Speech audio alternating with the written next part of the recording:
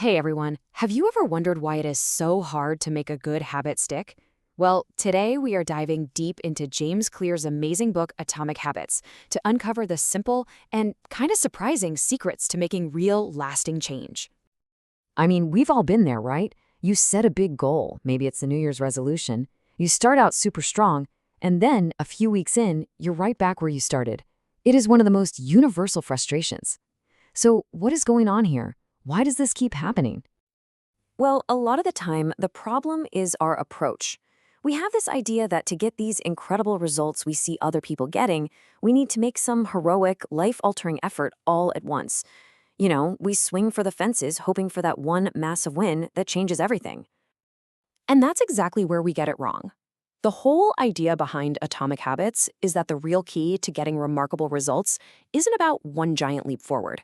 It's about thousands of tiny little steps. The real secret is to think small, much smaller. Okay, so let's get into this first huge concept, the incredible compounding power of just getting 1% better every single day. Now, I know, 1% sounds like nothing, right? It's almost insignificant. But when you do the math, it is absolutely staggering. And to see this in action, you don't have to look any further than the British cycling team. For the better part of a century, these guys were, well, they were a joke, a complete non-entity in the sport. Their performance was so bad that a top bike company literally refused to sell them equipment because they were afraid it would hurt their brand if other pro cyclists saw the Brits using their gear.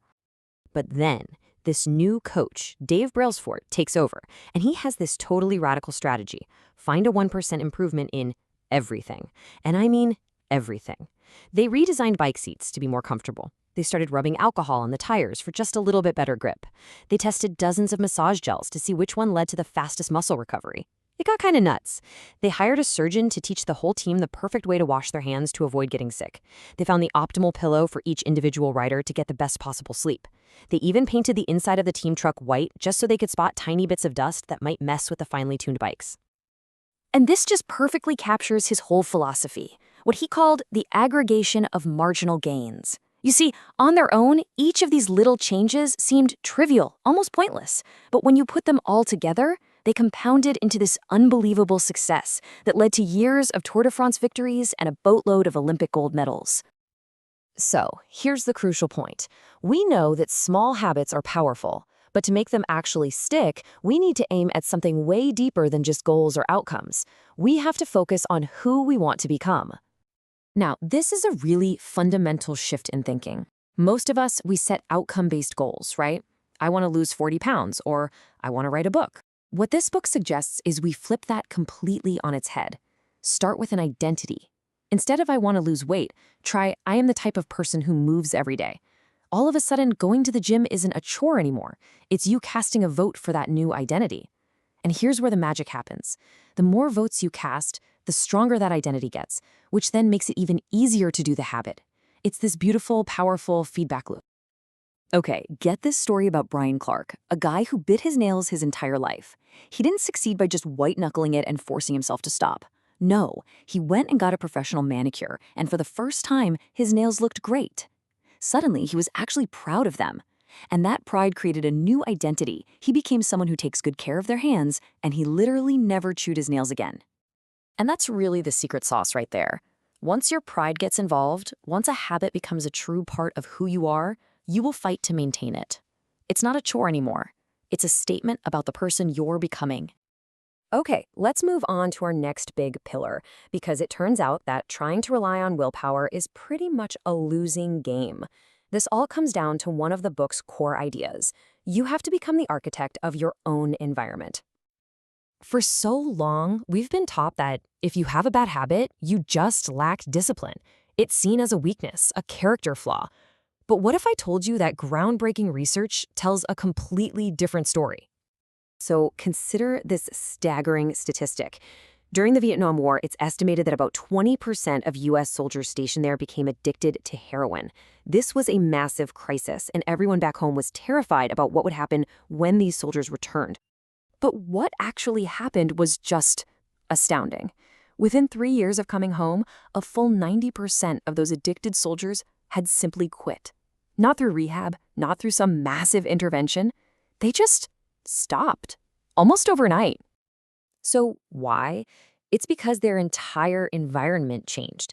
In Vietnam, they were surrounded by the cues of war, constant stress, and easy access to the drug. But back home, all those cues were gone. And this proves something incredible. Those people we think of as disciplined, they don't have superhuman willpower. They're just better at designing an environment where they don't have to use willpower in the first place. This brings us to our final pillar, which is all about making our habits satisfying. And to do that, we kind of have to hack our own brains, because our brains are wired for what feels good right now, not for some reward way off in the future. You see, there's this weird quirk in our brains called time inconsistency, and all it really means is that we are hardwired for immediate gratification. I mean, think about it. The reward for a bad habit, like smoking a cigarette, is instant, a little stress relief. The consequence, lung cancer, is maybe decades away. But for good habits, it's the total opposite, right? The cost of going to the gym is right now, but the reward of being healthy is way down the line. So the big question is, how do we fight our own caveman brains on this? And the answer is actually pretty simple. You have to find a way to attach some kind of immediate satisfaction to your good habits. You've got to give your brain a reason to get on board today. And one of my favorite examples of this is the story of a young stockbroker named Trent Dursmid. Every morning, he would start with 2 jars on his desk. One was completely full of 120 paper clips. The other was empty. And after every single sales call he made, he would physically move 1 paper clip from the full jar over to the empty one. This is just such a brilliant way to create an immediate reward.